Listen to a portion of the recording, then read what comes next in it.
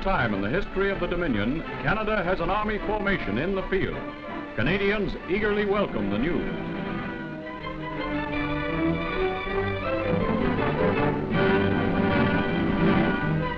Now the story can be told. Previous to Canadian troops fighting as an army, Lieutenant General Crerar moves to France. His task is to prepare for the transfer of his staff to the theater of war. Canadian Army headquarters was slated for the invasion front from the time it was established in the spring of 1942. Since last fall, the staff has worked on specific plans and preparations for the present campaign. Now is the time these plans go into operation.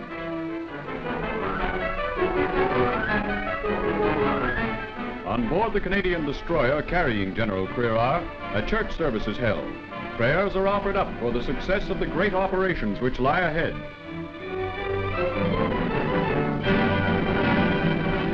With the 1st Canadian Army on the left, the 2nd British Army in the center, and the Americans on the right, the attack is launched. Under General Montgomery's supervision, the 1st Canadian Army wins its spurs in the attack against the Caen Hinge, the prelude to Paris.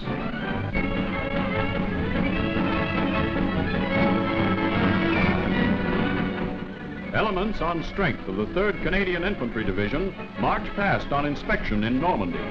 After distinguishing themselves in the lines, the divisional commander takes an opportunity to congratulate some of his troops on their good work.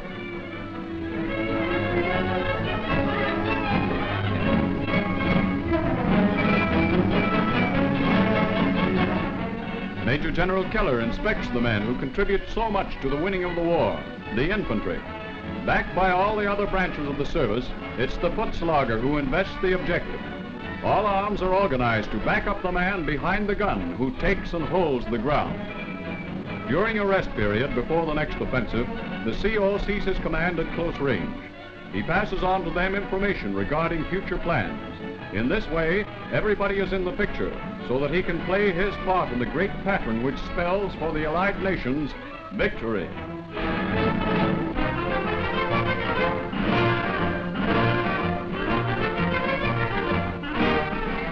In the Canadian Army, there's no dragging the lad with a toothache to the dentist. The gentlemen with the forceps are mechanized.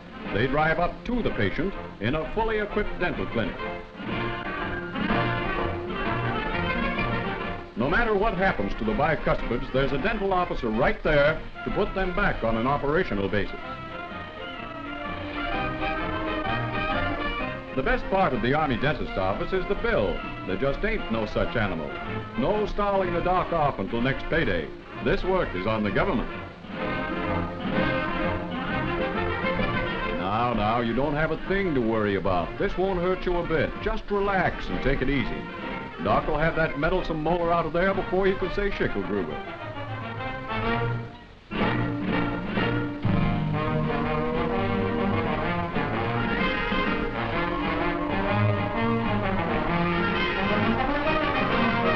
Skilled dental officers have been specially selected from all parts of Canada to give field service to man on the battlefront. Recruited from the cream of the dental profession, the Army DO treats each patient with the same care he would receive from his hometown dentist.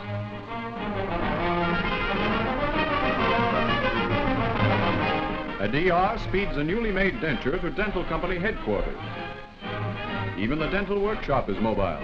The most intricate jobs are handled on wheels. The Army may march on its stomach, but it takes good teeth to maintain perfect health.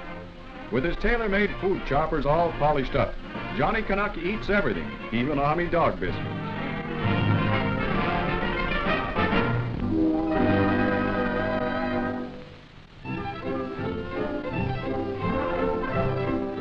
Back in Canada, rationing of meat has been suspended. At least temporarily, there is more than enough to go around. With such an announcement, cattlemen of the Dominion might be expected to reduce their stock. But on the contrary, they are reporting a bumper year.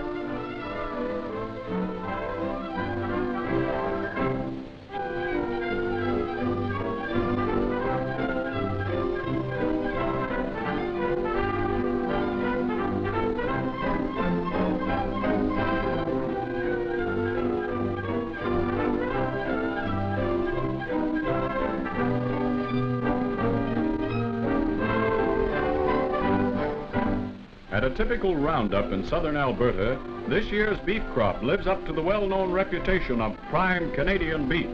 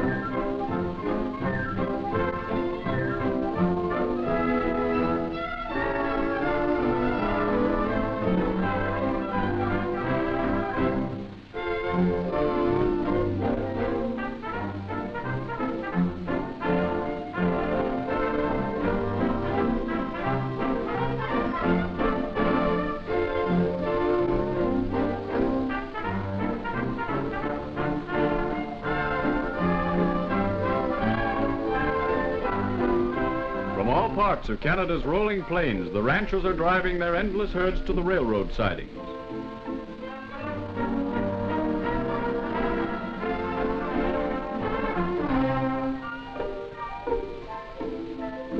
From Canadian prairies goes the most vital of all war foods to the soldiers and civilians of the United Nations.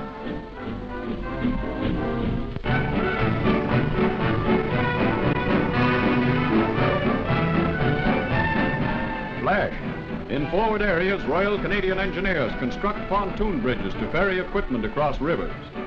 Tactical obstacles become highways when the bridging crews go to work. Constructed from parts which resemble mechano sets, the floating bridge will support even heavy armor.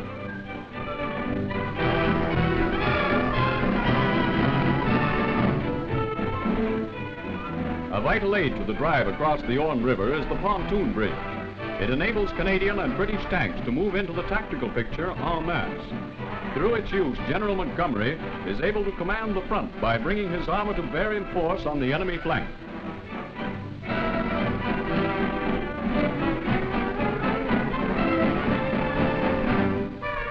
Flash. Beetle tanks are used against Canadian positions in Normandy. They made their first appearance last winter in the Anzio beachhead in Italy. Miniature tanks filled with high explosive are directed at dug-in machine gun nests with scant effect. They are directed from the German lines by remote control equipment.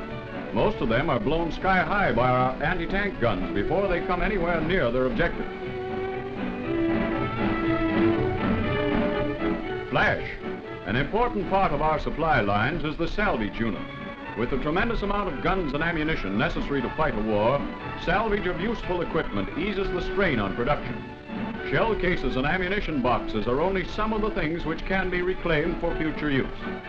They are carefully collected into dumps by salvage crews. The gigantic task grows in size as the campaign broadens. The salvaged equipment goes back through the supply routes to be used over again.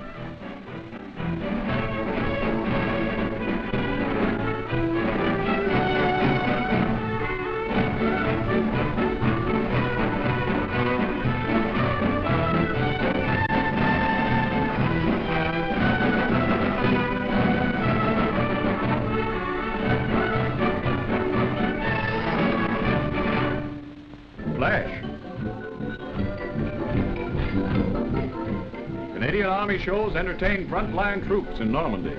With typical Canadian inventiveness, theaters are set up in some unusual locations. The Windmill Theater is established in a large cave which was formerly a Nazi strong point. Accommodating 1,000 spectators, the show goes on despite heavy shelling.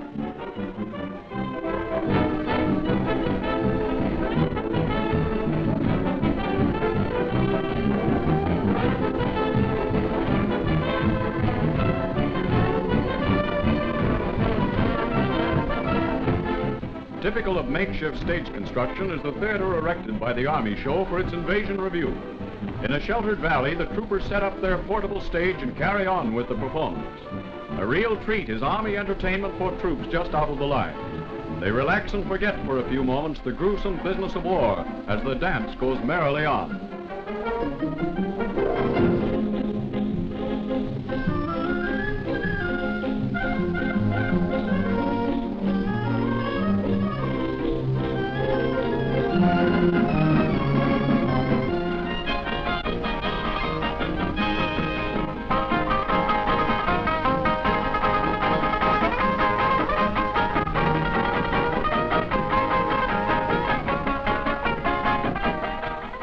the cheers and hand clapping show the appreciation of Johnny Canuck for the entertainment provided by his brothers and sisters in arms of the Canadian Army Show.